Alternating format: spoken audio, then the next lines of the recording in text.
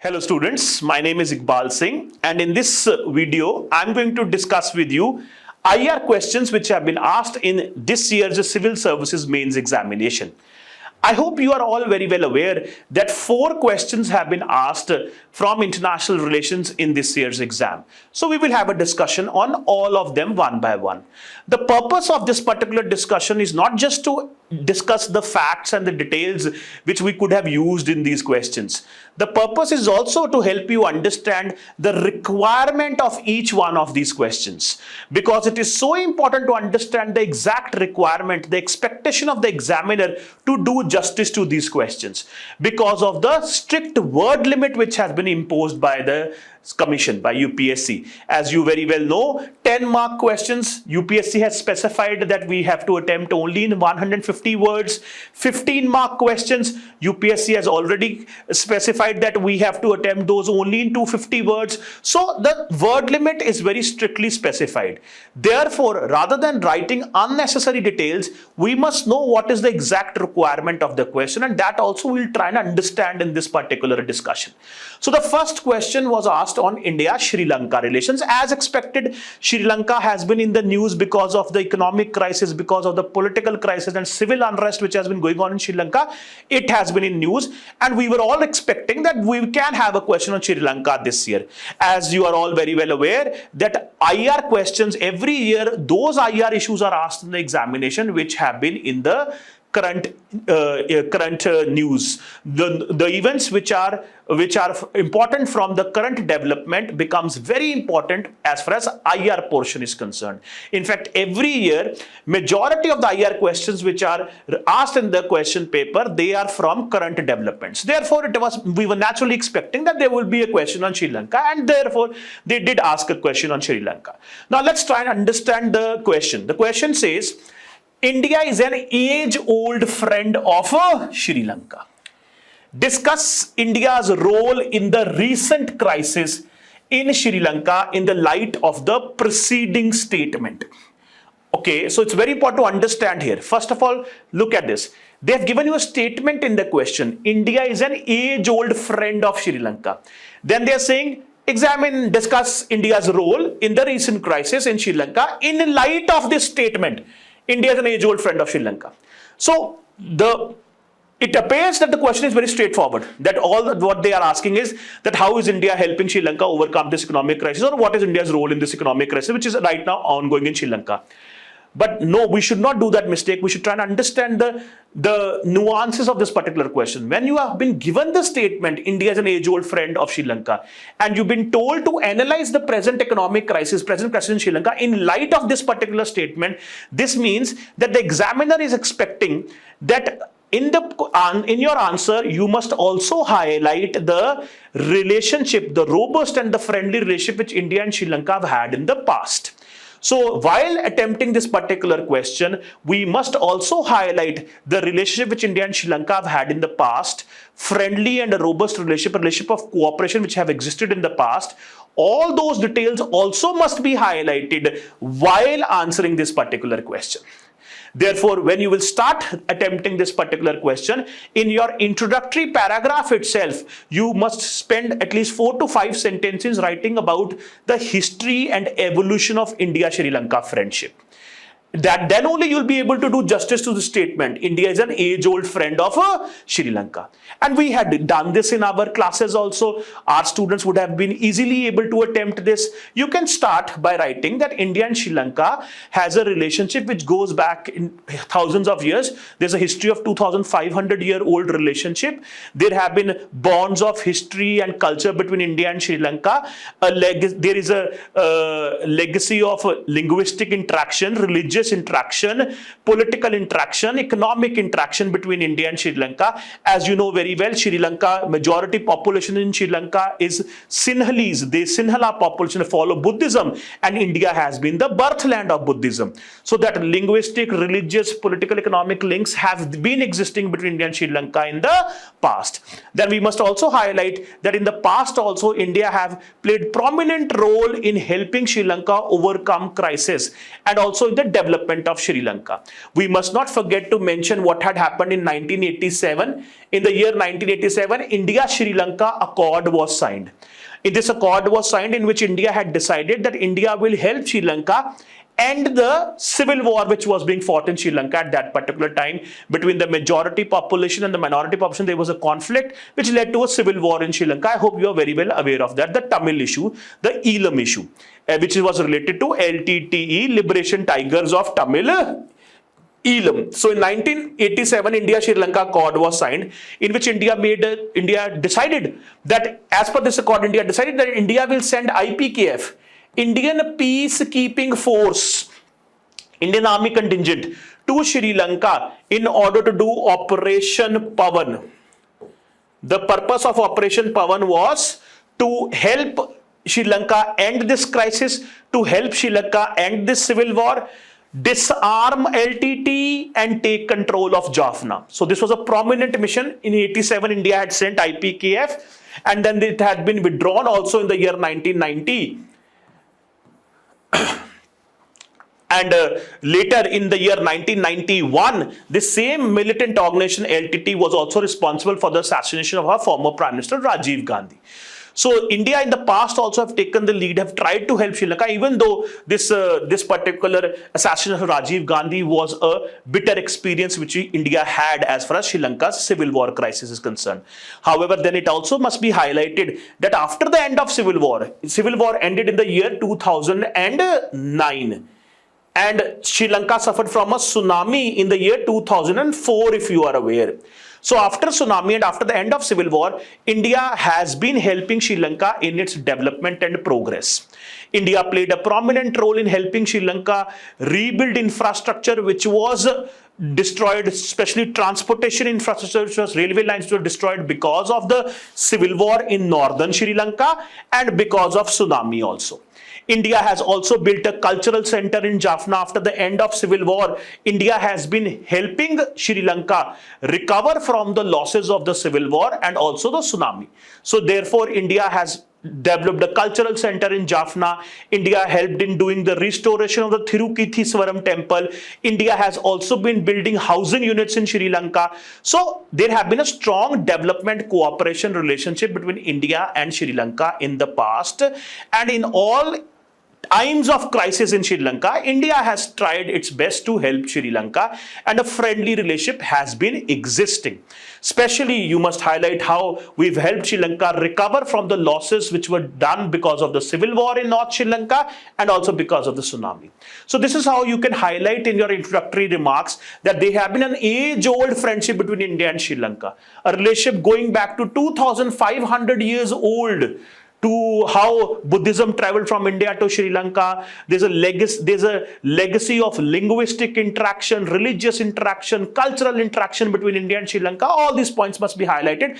Then in modern times, you can talk about the Elam issue, IPKF issue. Also, you can talk about the development cooperation initiatives which India has been doing to help Sri Lanka overcome crisis in the past. Then you can come down to the recent crisis which have been asked in the question. After writing this, you can come down to the recent crisis, which is the recent economic crisis. So I hope you are aware that Sri Lanka has been in an acute economic crisis. They have been suffering from a sovereign debt crisis. Sri Lanka has run out of resources and foreign exchange reserves to pay for their essential imports. This economic crisis has even led to civil unrest and political unrest in Sri Lanka. Even the government, the president was forced to resign and Prime Minister was forced to resign, and the government also has changed. So in this particular hour of crisis, again, presently also India is helping Sri Lanka.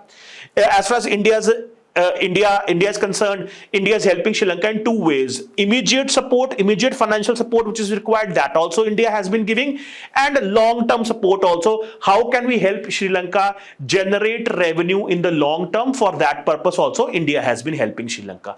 Which are those details? You must be very well aware. You must mention here, India and Sri Lanka, they have agreed on a 4-pillar initiative. in which India will help Sri Lanka mitigate the economic crisis. Which are these 4 pillars? First of all, India has agreed to give lines of credit to Sri Lanka for food, medicines and fuel purchases. They have already been given these LOCs. $1 billion has been given for essential imports, 500 million for fuel purchase, 500 million as loan deferment has also been granted by India. Then also a currency swap agreement has been signed between India and Sri Lanka to help Sri Lanka overcome its BOP crisis, for which India has dished out $400 million. Also, India and Sri Lanka have agreed that India will help Sri Lanka develop Trincomalee oil farms. Modernization of the Trincomalee oil farms will be done with the help of India. Will do this.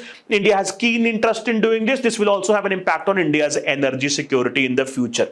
Also, Sri Lanka has given this commitment that they will facilitate Indian investments in various sectors. And that also has been happening, as you must have read in the newspapers, that Adani Group is investing in Sri Lanka in construction of power projects, also in the construction of seaport terminals as far as the Colombo seaport is concerned. So this is the these are the 4 pillars which India and Sri Lanka have agreed to follow in order to help Sri Lanka mitigate the economic crisis. And India has been implementing these 4 pillars in the past 6 months, in the past 1 year, we have seen this. Also, India has been helping. So this is, by following this, there will be immediate support given to Sri Lanka. Immediate financial support, but in the long-term plan also India has been trying to help Sri Lanka. First of all, you must have read in the newspapers that Indian government has decided that they will construct a hybrid power projects in northern Sri Lanka, in islands of Jaffna Peninsula. And very importantly, these are going to replace Chinese projects which were supposed to come up here. And India have decided to do this as grant, not as LOC. Then also NTPC has been pursuing a power project there. Like I told you, Adani Group has also been pursuing. So the economic crisis has also led to a power crisis in Sri Lanka. So for the long-term energy security of Sri Lanka also, we have been helping. We have decided to pursue and construct these power projects in Sri Lanka, which also must be mentioned in your answer. Then also you must mention how one of the most robust industries in Sri Lanka has been tourism. So if we can help Sri Lanka strengthen its tourism sector, this can resolve Sri Lanka's economic crisis in the long term. So that also, and this tourism sector has been severely dented by COVID, by pandemic. That has been one of the reasons for the economic crisis. So here also we've been trying to help Sri Lanka. We have signed an air bubble agreement with Sri Lanka in order to strengthen tourism.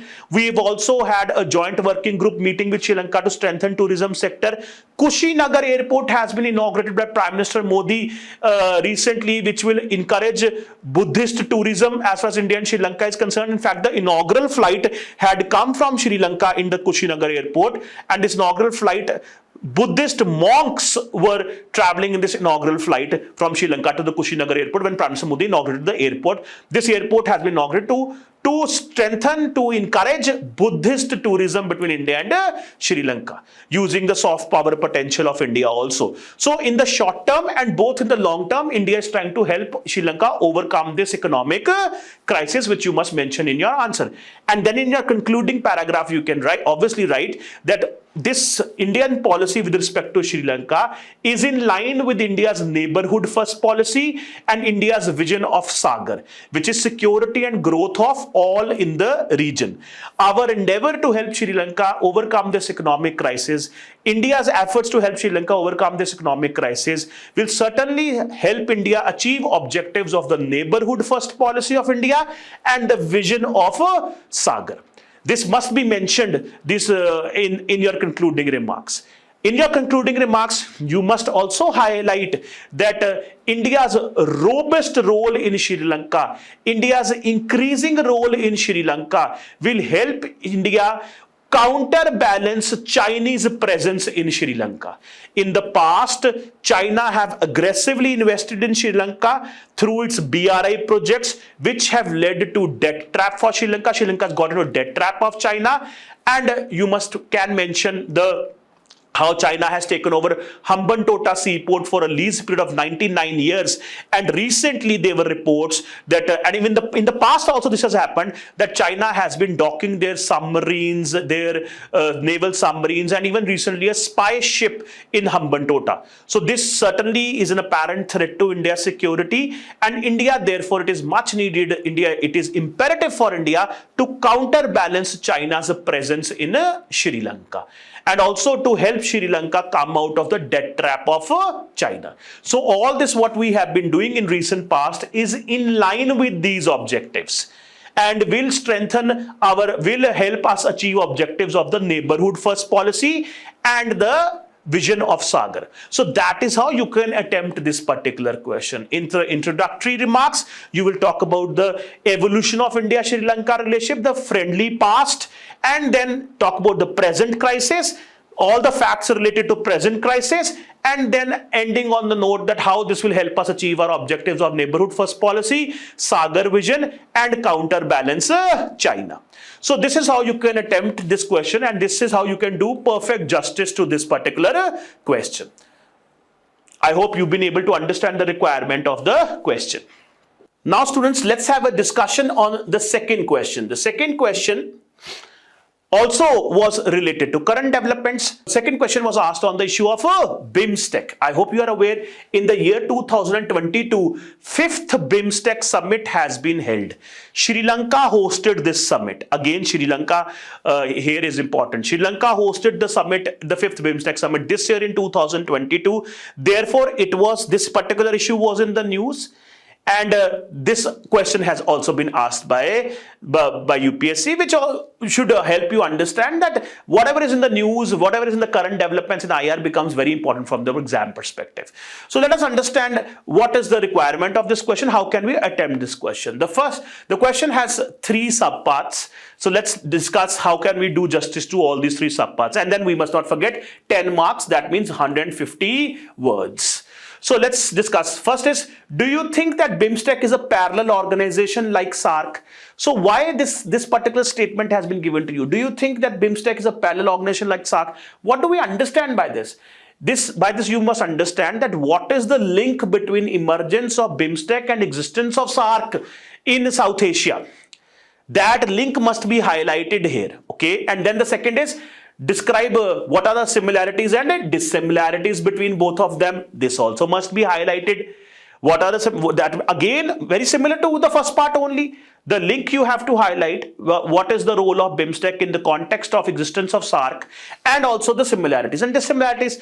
And third part of the question is, how are Indian foreign policy objectives realized forming this new organization? India's role in BIMSTEC and why India has been giving push to BIMSTEC. What is India's interest in encouraging BIMSTEC cooperation? That is our last part of the question. So let us understand how can we attempt this. You must here in your first 2 parts, you must highlight here in your answer that as far as BIMSTEC is concerned, BIMSTEC and SAARC is concerned, you must highlight their similarities and dissimilarities and also the intrinsic link between both of them. As far as both BIMSTEC and SAARC is concerned, these are regional organizations which were developed in order to encourage regional cooperation and regional integration in this region. As far as SAARC is concerned, SAARC is a regional organization of South Asian countries. The purpose of forming SAARC was to encourage regional cooperation, regional integration and multilateralism in South Asian countries for the sake of peace, stability, prosperity of the region.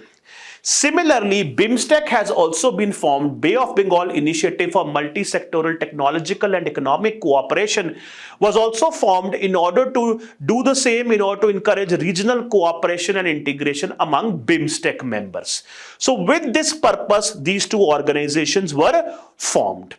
Now, what is the link which the examiner is trying to ask you, and you must highlight it here. SAARC was formed in the 80s itself, whereas BIMSTEC is much more newer organization. BIMSTEC was formed in the year 1997. So BIMSTEC was formed later, whereas formation of SAARC goes back to the decade of 80s. So as far as SAARC is concerned, SARC has become a stagnant organization.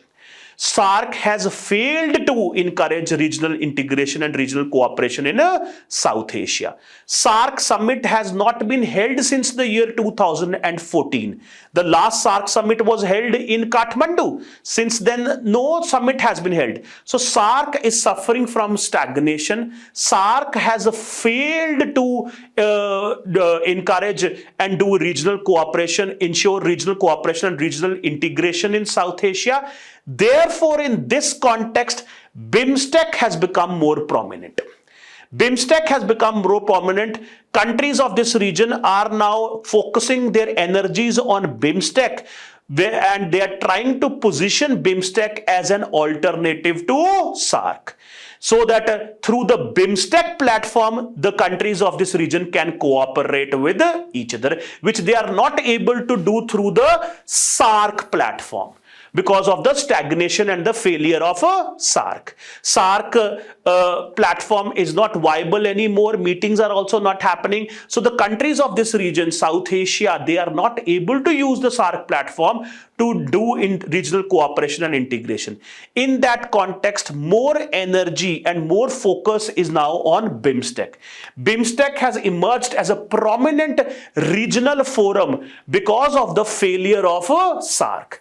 So what SARC should have been doing, the regional cooperation and integration which SARC should have done, that purpose of SARC is right now being taken over by BIMSTEC. BIMSTEC is supplementing the role which SARC should have played.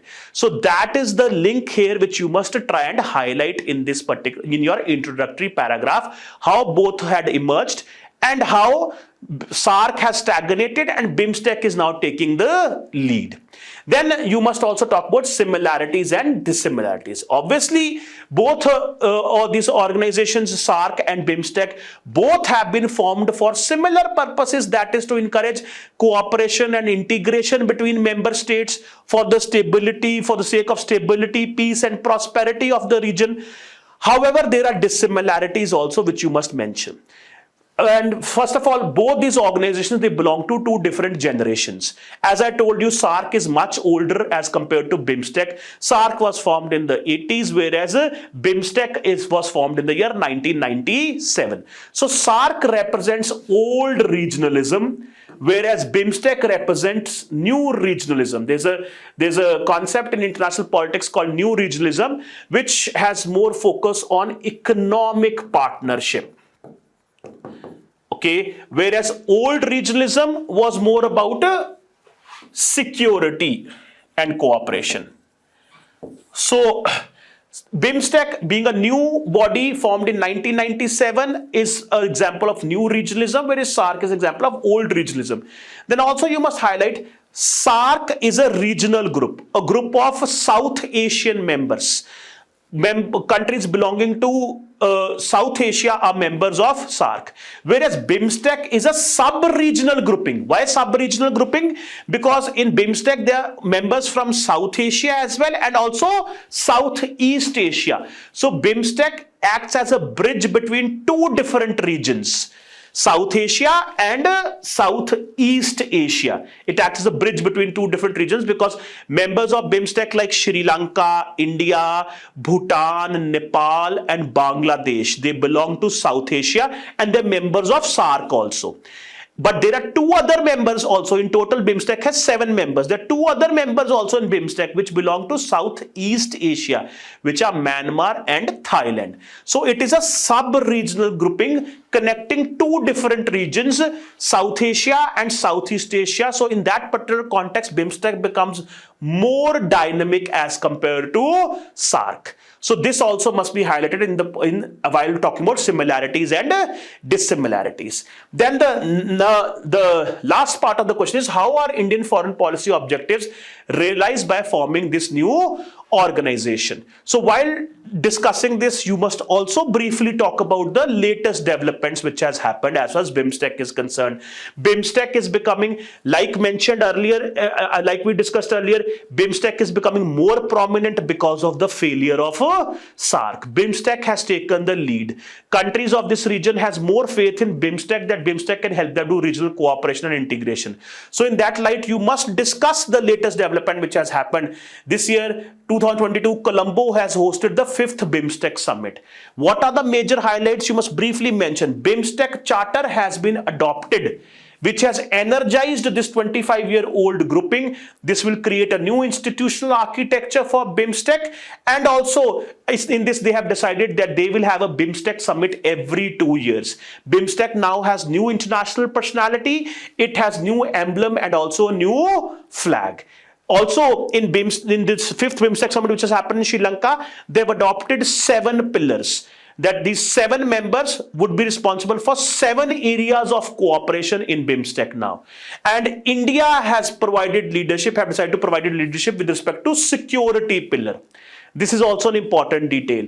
And also in this recent summit, master plan for transport connectivity has been launched by BIMSTEC. Also, member countries have signed a treaty to give mutual legal assistance on criminal matters.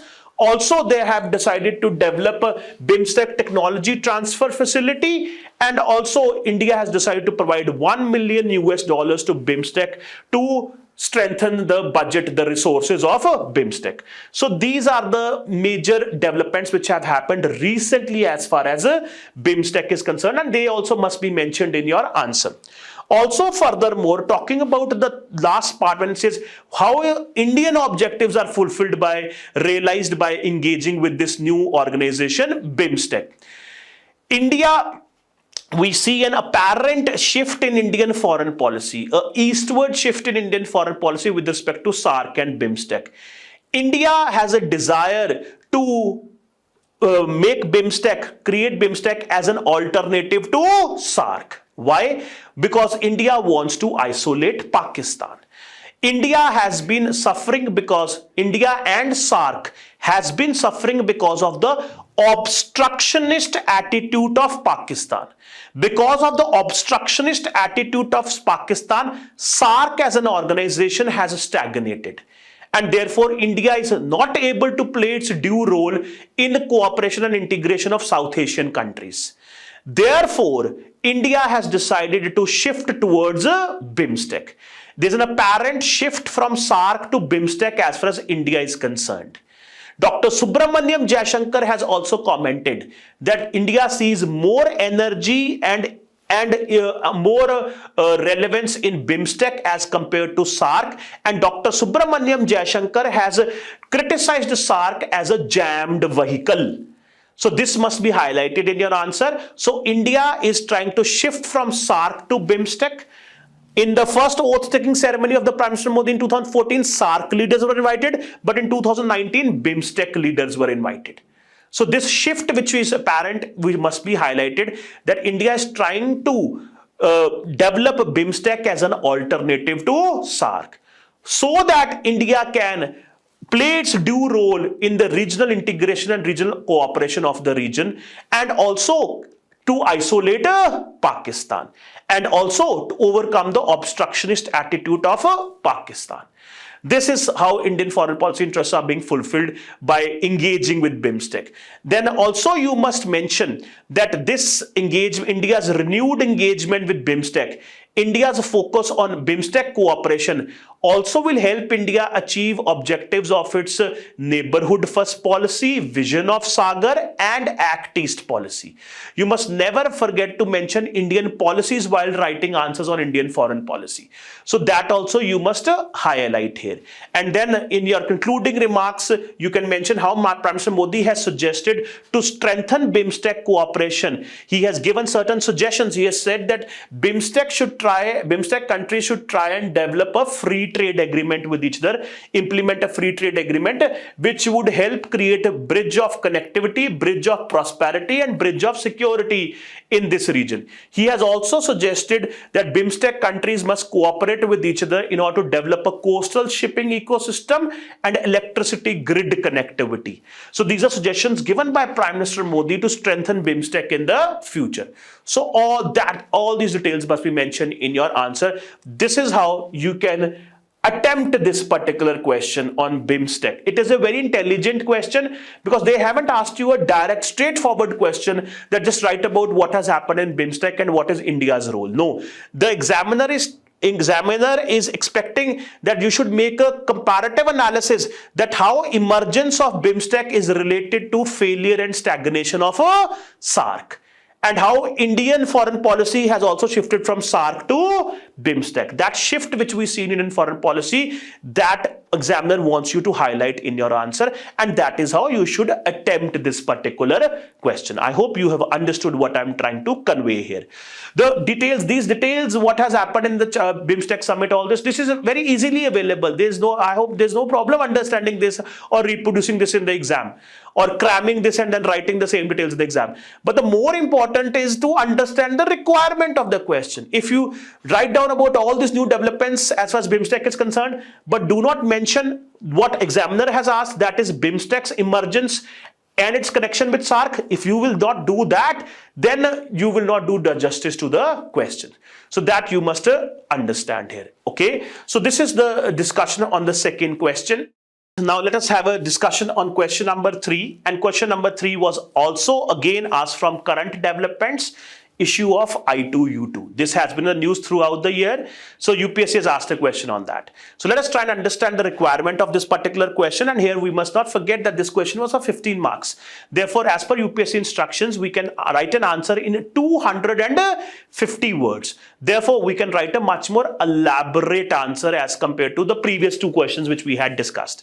So let us try and discuss what is the requirement of this particular question and what we must do while answering this particular question asked in the exam. So as far as the question is concerned, the question says, how will I2U2 group transform India's position in global politics? So what is the requirement of this question? You must highlight the, first of all, I2U2. That what is I2U2? How it has emerged? Why it has emerged? What are the details regarding the formation of this particular group? That should be our introductory remarks. Then we have to mention what impact it will have on the geopolitics of West Asia, what impact it will have on global politics, and how it will affect India's position in global politics. What impact it will have on Indian foreign policy. So these are the requirements of the question which we must address in while writing this answer. So first of all, talking about I2U2. I2U2 is a forum, a minilateral forum which has developed, a grouping which has developed between these 4 countries, India, Israel, UAE and USA. Now, how this has been possible and why this has been possible, this is also very important to mention here, and we must highlight that in our answer. As far as I2U2 is concerned, these 4 countries, foreign ministers of these 4 countries have met this year, and they have agreed to cooperate with each other. They have agreed to strengthen economic cooperation. Also, they have agreed to strengthen their connectivity partnership. Also, various other areas they have agreed to help each other and develop strong relationship. And it is quite surprising that this has happened. Why? If you know about the geopolitics of West Asia, if you know about the history of Indian foreign policy also as far as West Asia is concerned, this has been a very, very, very important development which has happened. Why? Because in the past, India was supportive of the Palestinian issue when it comes to Israel-Palestine conflict. During the Cold War period, India was more closer to Palestine instead of Israel. But in the post-Cold War era, India's Israel policy has changed. And therefore, we can see that now both of them have joined this particular group together. So India-Israel policy has changed. In the post-Cold War era, India has flourished a very friendly relationship with Israel. That has also been one of the reasons why this has been possible, because of the change of India-Israel policy. Then also, how is Israel and UAE has been able to join this particular group? This also is very important, because UAE is an Arab country. And in the past, all Arab countries of West Asia, they've had differences with Israel, because Arab countries have been supportive of the Palestinian cause. But here we see that an Arab country and Israel have joined the same group. Why this has been, how this has been possible, this also we must mention. So it is a very important development that these four countries have joined hands. And how and why this has happened, this is what we must mention in our introductory remark. This platform, this grouping which has emerged this year, I2U2, this has been possible, A, because of change in India's Israel policy, which has been happening since last 3 decades. As a result of which today India and Israel have developed strategic and defense partnership with each other, and Israel has emerged as one of the biggest suppliers of high-tech weapons to India. In fact, Prime Minister Modi is the first Indian Prime Minister to visit Israel. So that must be highlighted. That has been one big factor, growing friendliness between India and Israel, which has made this particular group possible. Then, as far as Israel and UAE is concerned, how these two, how an Arab country and a Jew country has joined this particular grouping. This has been possible. This particular grouping has been possible because of Abraham Accord. Abraham Accord, which has been signed between Israel and UAE, where they have decided to have diplomatic relationship with each other. This accord was possible because of US. US helped Israel and UAE sign this accord, this agreement with each other, so that they can have diplomatic relations with each other. US has good relations both with UAE and Israel. So UAE played a role of mediation, and with this, because of the role which US played, an Arab country like UAE and the Jew country Israel, they've been able to sign this Abraham Accord and have decided to develop diplomatic relationship with each other, which has been very significant development. Because in the past, Arab countries and Israel have not shared good relationship with each other as far as West Asia politics is concerned. So this Abraham Accord has been one big reason why this Quad grouping in the Middle East has been possible, also known as I2U2. Then we must also mention the common factor of Turkey. These countries, all I2U2 countries, they have this ambition and have this common concern regarding tackling Turkey. Turkey is becoming more and more prominent in West Asia politics, and India also has concerns with Turkey, because Turkey in the past have always taken pro-Pakistan position at world platforms when it comes to Kashmir dispute. UAE also has issues with Turkey, because Turkey under Erdogan tried to become very assertive in West Asia, tried to claim the leadership role in Islamic world, which UAE and the Arab countries are not happy with. And the Israelis have also had differences with Turkey. So tackling Turkey has also been one of the common purposes why this grouping has been possible. Then also, in order to contain rising China's assertiveness, that also has been one of the reasons why this grouping has been possible. So because of all these reasons, Abraham Accord, Turkey's role, China factor, and also the change in India's Israel policy. Because of all these factors, this particular grouping, Quad grouping in the Middle East have emerged this year. And recently Quad meeting has happened, foreign ministers have met, and they have decided to cooperate with each other, and they have to decide to strengthen economic partnership, connectivity partnership, and various other issues. They have decided that they will continue to cooperate in the future. What impact it will have as far as the geopolitics of West Asia is concerned? This will certainly go a long way in stabilizing West Asia. The earlier fault lines are getting diluted. The Arab-Israel divide is getting diluted because of this particular grouping, and certainly it will therefore have an impact on politics of West Asia. And America has been playing a prominent role in having done this. Now, what significance it has for India? Because that is also specifically asked in the question, that what significance it will have for India. So this also we must discuss what significance it will have for India. So as far as this is concerned, this meeting, India has joined I2U2. This reflects an important turning point in India's West Asia policy or India's Middle East policy. This reflects a shift towards a regional approach. Earlier Indian foreign policy with respect to West Asia, India used to conduct a relationship more in a bilateral manner. India used to have relationship with these West Asian countries, bilateral relations which were conducted in separate silos. There was no common regional policy, common approach for all West Asian countries. But now by joining I2U2, we see an emergence of an integrated regional policy as far as India and West Asia is concerned. So there's a shift towards a regional approach. Like for Southeast Asia, we have Act East policy. For the Indo-Pacific, we have Indo-Pacific policy. For the, our immediate neighbors, we have neighborhood first policy. So a common approach, common regional approach is adopted. That wasn't there as far as West Asia is concerned. We used to have bilateral relations with West Asia countries, and all these relations were conducted in separate silos. But now an integrated regional policy is emerging as far as India is concerned. Also, this represents India's westward shift. So recently we've seen a prominence of India's prominence growing, India's relevance growing, India's interests becoming more and more robust as far as Indo-Pacific is concerned.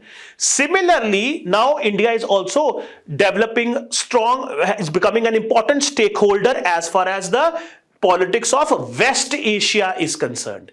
So this is also important, the westward shift of India. Then also this will help India tackle Pakistan, because Pakistan in the past have had very good relations with Turkey. Turkey have been supporting Pakistan on all India-Pakistan disputes at the international fora, especially the Kashmir dispute. So this also will be important for India. Also, one must not forget that you must highlight in your answer that USA is playing a prominent role in diluting this Arab-Israel divide in West Asia, which have a long-lasting impact on politics of West Asia and global politics.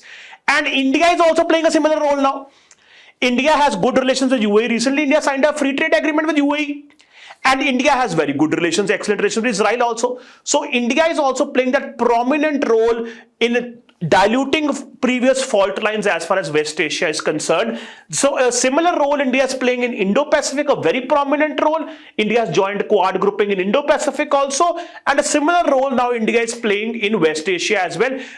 All of this reflects growing importance and growing influence of India as far as global politics is concerned. And then obviously it will help India tackle Pakistan as well. And then also you must mention that this grouping will certainly deepen relations between India and these members, which includes US. Already we are part of Quad grouping in Indo-Pacific, which includes India, US, Australia, and Japan.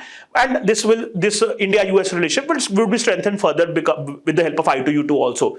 Then also Israel has always been one of India's top defense suppliers. So our India-Israel relationship also gets strengthened. UAE, which has been very vital for India's energy security interests, and millions of Indians have been working there. Indian diaspora has been working in these Arab countries. So the relationship with these countries would further deepen.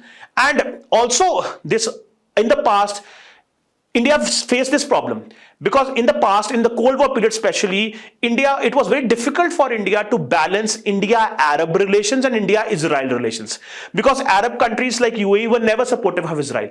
But now that Arab-Israel divide is getting diluted, so it will become more easier for India to simultaneously have good relations with Israel also and Arab countries like UAE as well. So this is how it will significantly affect Indian foreign policy, and India's role in global politics has become more stronger because of this I2U2 grouping. So that is how you can address this particular question. Now let us have a discussion on question number 4, the last question. I would say out of all the 4 questions, this was the best question which UPSC has asked this particular year, because this forces you to think. It's not just a factual question, it forces you to think that what change has happened in Indian foreign policy. The question is, again you've been given, and again this particular issue has been in current developments. It has been very important as far as current developments is concerned. The issue of climate change, clean energy, it is always in the news. So it is always a very important portion of our syllabus, and UPSC has asked a question on this. And they've again given you a statement. The statement says, clean energy is the order of the day. Okay, so they've given you the statement. The statement reflects that it is necessary, it is become a necessity now for world politics and for the countries of the world that we should reduce carbon emissions, we should develop more cleaner resources of energy, which would be good for sustainable development, and also will help us mitigate problems like climate change. So this has become a necessity now. We can't avoid this anymore. Clean energy is the order of the day. This means that it is an unavoidable reality that now the world should come together and in a multilateral manner should combat problems of environmental degradation and climate change. So that with that statement, the question starts. Clean energy is the order of the day. Then it says, describe briefly India's changing policy towards climate change in various international fora in the context of geopolitics. Okay, 15 marks, you can write 250 words, you can write an elaborate answer. So, and we must write a very elaborate answer here, because the demand of the question is such that it needs detailed explanation. So again, I will repeat. First, they give you a statement. Clean energy is the order of the day, highlighting the necessity of how the entire world must act now and reduce carbon emissions and work together to mitigate climate change and ensure sustainable development. So this particular statement highlights that particular issue. And then it says, describe briefly India's changing policy with respect to climate change. So in various international fora in the context of geopolitics. That means geopolitics means globally, as far as global politics is concerned, global politics is never static. Global politics is dynamic. Global politics world order keeps on changing. So over the years, the world order is changing. If you go back to Cold War period, there was a bipolar world order in world politics. Then in the post-Cold War period, in the decade of 90s, that was the unipolar movement of US as described as a unipolar world order.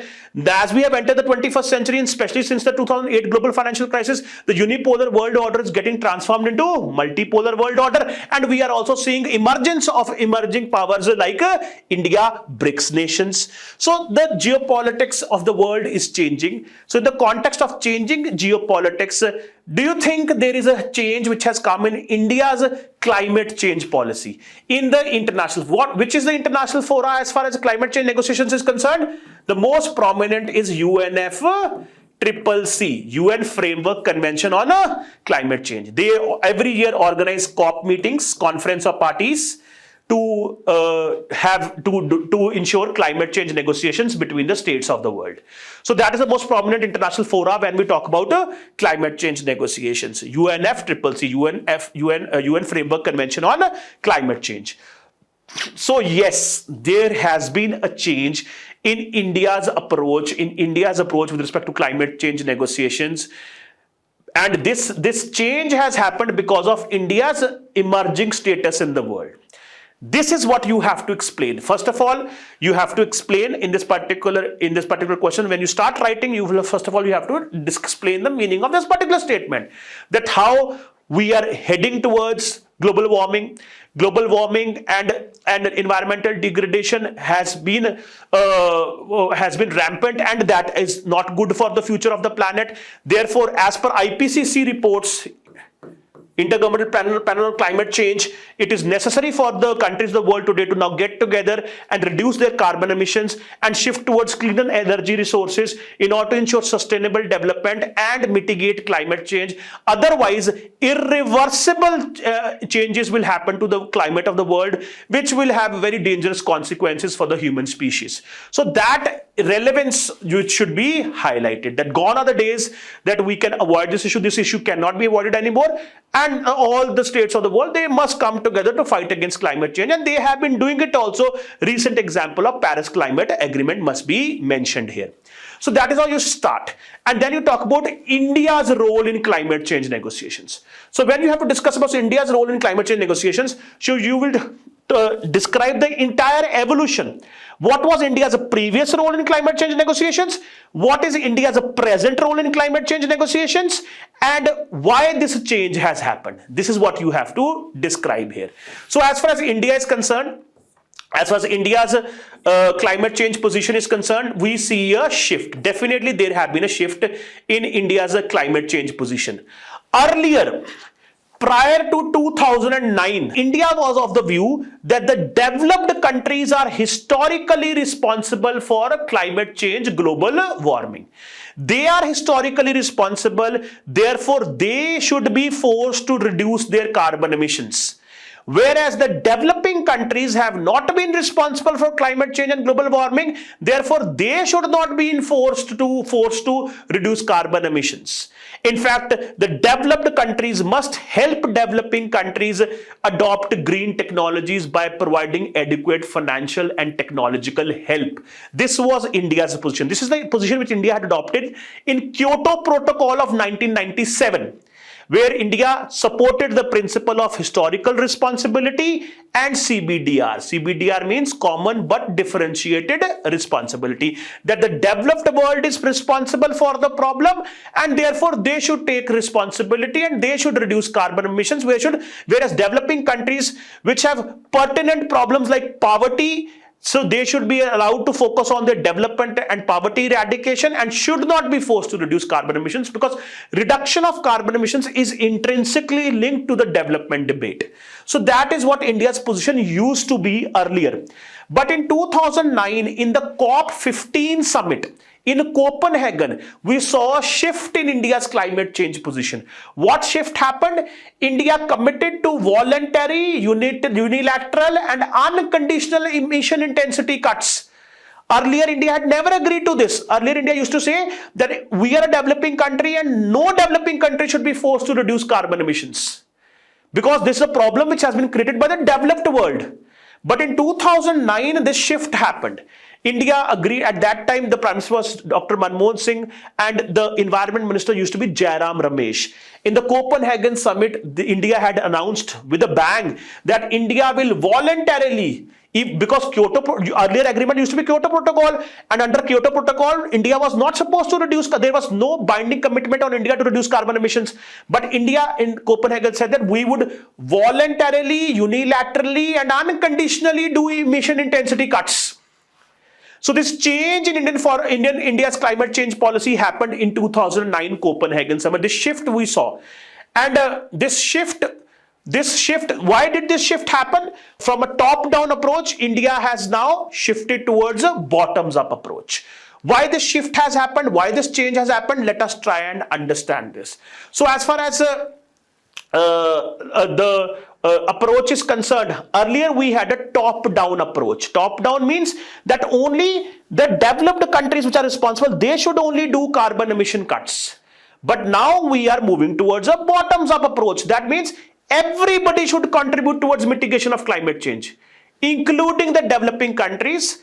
And yes, their capacity is less, so they should do less, but they should contribute to mitigation of climate change. So we see a shift in India's approach from top-down to bottoms-up approach, or one can say from a constraint-driven approach to a new global aspiration-driven approach. What do we understand by this? After the global financial crisis of 2008, India, China, these BRICS economies became the prominent economies of the world. And India developed this aspiration that India wants to become the global power of the future.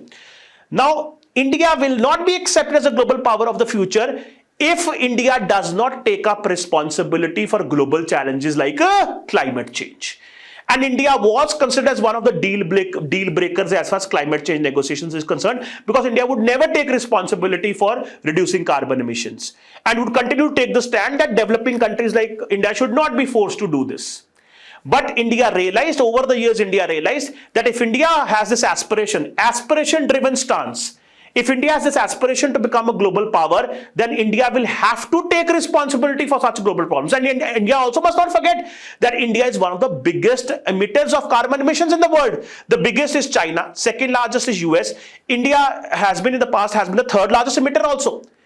Okay, so India has been one of the biggest emitters as far as carbon emissions is concerned. So therefore, India cannot run away from its responsibility anymore. And if India wants to become a global power, India will have to learn to take responsibility for such global challenges. Then only the world will respect India. Then only India will be able to credibly claim that it is a global power in the future. And also, if India doesn't change the stance, then these Western countries, they were very critical of countries like India and China, that they are not contributing to fight against climate change, and therefore US had not joined Kyoto Protocol. And in now Kyoto Protocol was supposed to end in 2012 and was supposed to be followed by a follow-up agreement, and India didn't want it to become a deal breaker. This must be highlighted in your answer. So that change has happened. India is trying to, earlier approach was constraint driven, top-down approach. Then now we are shifting towards new global aspiration driven approach, bottoms up approach. And this has happened because of India's ambitions of raising India's global status have incentivized India to shoulder more responsibility for climate mitigation and also fear of isolation. India did not want it to be isolated in climate change negotiations. Like I told you, India used to be considered as a deal breaker, which was not acceptable to India. So because of this, we see a shift in India's climate change position when it comes to UNFCCC and COP meetings. And the shift from top down to bottoms up have continued further.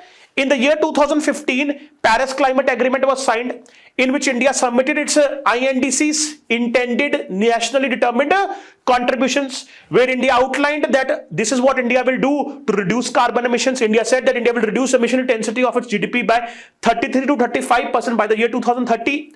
Also, India decided to create additional carbon sink of 2.5 to 3 billion tons by doing additional forest cover by 2030. India also decided to anchor a global solar alliance, which India finally did by forming International Solar Alliance, which has headquarters in Gurugram. So in India, this is the announcements which India made during the Paris Climate Agreement of 2015, that these are the cuts which India will do as far as carbon emission intensity is concerned. So India again made an announcement that we will contribute to a fight against climate change. And these announcements have now been further strengthened with the help of the Panchamrit announcement, which have been made by Prime Minister Modi last year in Glasgow summit. COP26 meeting happened in Glasgow last year in 2021, where Prime Minister Modi made a Panchamrit announcement, 5 nectar elements. He says these are the 5 steps which we will take to strengthen our commitment in the fight against climate change, where new targets have been given. The previous INDC targets have been revised and new targets have also been given. India says that we will ensure that our non-fossil energy capacity reaches 500 gigawatts by 2030. Secondly, India has said that India will meet 50% of its energy requirements from renewable energy by 2030. India has also announced that India will reduce total projected carbon emissions by 1 billion tons from now onwards till 2030. Total carbon emissions. Earlier, we used to reduce the reductions used to be done carbon emission intensity reduction. But now we are talking about absolute carbon emission reduction. This also is a very important change and an ambitious change.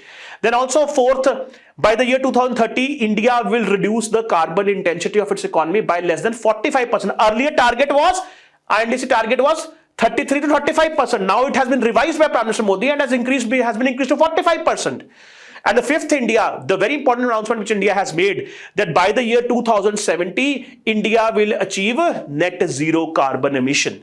So 2070, India has given this particular date, the year has been given, that by the year 2070, India will achieve net zero as far as carbon emissions is concerned. So these 5 announcements, Panchamrit announcement has been made by Prime Minister Modi recently in the Glasgow summit last year 2021, which again reflects India's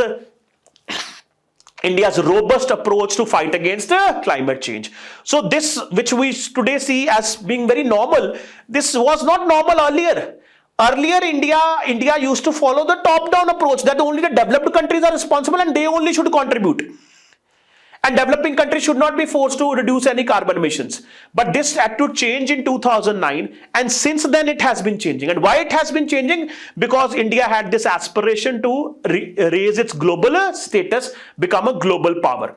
And also because India became one of the major emitters of carbon emissions in the world, so it wasn't possible for India to not act on this anymore. So India had to do something, and therefore the change happened, and now these announcements have been made in the recent past, in the last 5 to 7 years.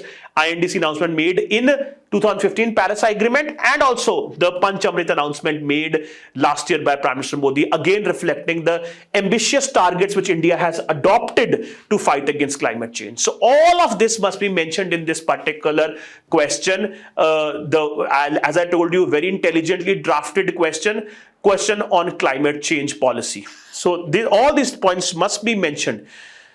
What change has happened in India's climate change policy, and why that change has happened. In the context of geopolitics, like I told you, the world is changing. We're moving towards multipolar world. India wants to become the next global power. So India should take responsibility for climate change mitigation. India's climate change position must resonate with India's aspiration to become a global power in the future. That has necessitated the change in India's climate change position. This must be mentioned and highlighted in your answer. So this was my discussion on all the 4 questions. I hope these questions, this discussion will help you, and this will certainly, I hope this is going to help you understand how you can attempt these questions adhering to the word limit and doing justice to the requirement of the question. Thank you, students. Thank you so much.